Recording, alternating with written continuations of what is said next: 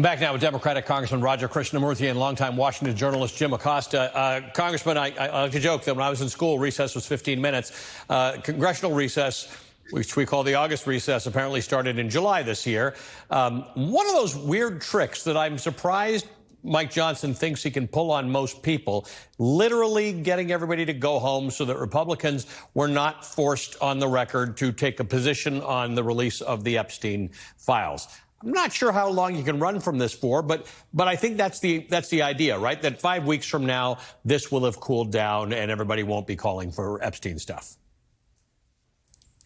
I think that's his hope, but I don't think that's how it's going to play out. I think that this particular issue is going to continue to fester so long as those files are not fully disclosed, so long as there's so many questions about Donald Trump's affiliation with Epstein. I think that this will continue, unfortunately, to not only be an outstanding issue of justice and morality and transparency and accountability, but it will also bring legislative business to a standstill. You know this, but September 30th is the deadline for funding the government.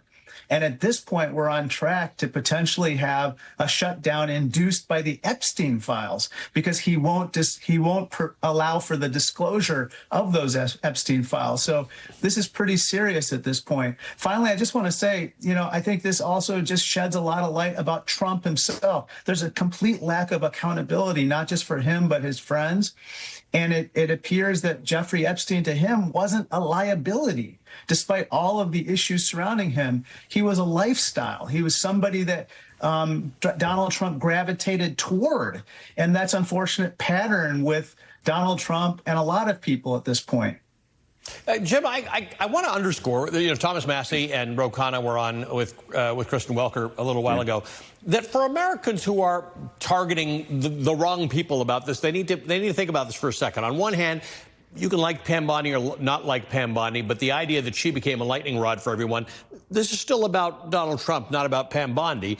And then Republicans. Why stand up? Why Mike Johnson is involved in this is a little beside me, but beyond me. But the idea that this can be solved, right? Republicans and Democrats can sit together and say, these are the documents we want. This is what we can do. Everybody's doing the wrong thing here.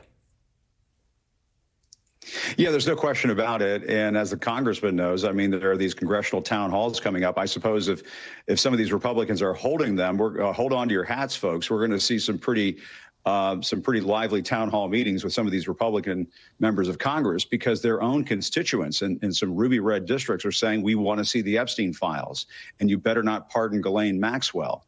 And, you talk to just regular folks and you talk to people who just don't really talk about politics that much, care about politics that much. They are focused on this Epstein files story. And I have to say, if apparently the Trump administration, the Department of Justice have had their hands on these Epstein files for months now, and they've had, scores of FBI agents going through them and that sort of thing. If they were only finding that Democratic elites were in the Epstein files and they were implicated in the Epstein files, don't you think the Trump administration would have released those Epstein files by now? Yeah. It says to me that something's going on and something is in there that they don't want the public to see. And the question has to be, and I think it has to be asked of Donald Trump. You were asking, what's the big question asked Donald Trump? The other one is, will you pledge to release the Epstein files? Will you make a pledge to the American people? You said you were going to do it during the campaign. Was that a broken promise, sir?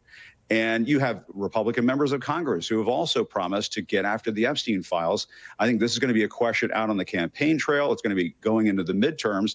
And I think Mike Johnson and the Republicans are in a serious fix right now because already they're dealing with the so-called big, beautiful bill that's deeply unpopular with the American people. You're going to go into the 2026 midterm cycle trying to sell Medicaid cuts, tax cuts for the rich, and no Epstein files. That's a bitter pill to swallow for a lot of voters. Right. And Congressman, back in the last time there was a recess, people went home.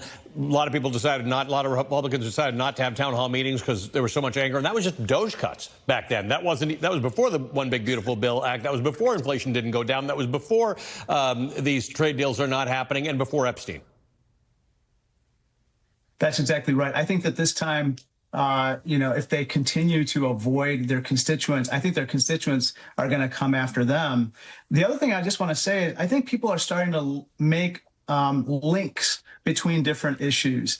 I'm starting to sense that the betrayal of trust with regard to the Epstein files starts to reinforce a betrayal of trust on other issues, whether it's the economy. Now you see the president's disapproval on the economy rising to almost 60% as small businesses. I live in a district that voted 47% for Trump. Most of the small business people and others and independents voted for him. They've completely turned sour on him because they see the tariff chaos and everything else as a betrayal of what they expected under his presidency. And now when you see the Epstein files and everything else, it just reinforces each other that he's basically going to sell them out to protect himself and his priorities and the priorities of his billionaire friends. Gentlemen, thanks a lot for getting us started this morning. Democratic Representative Roger Krishnamoorthi of Illinois and Jim Acosta, independent journalist and host of the Jim Acosta Web Show.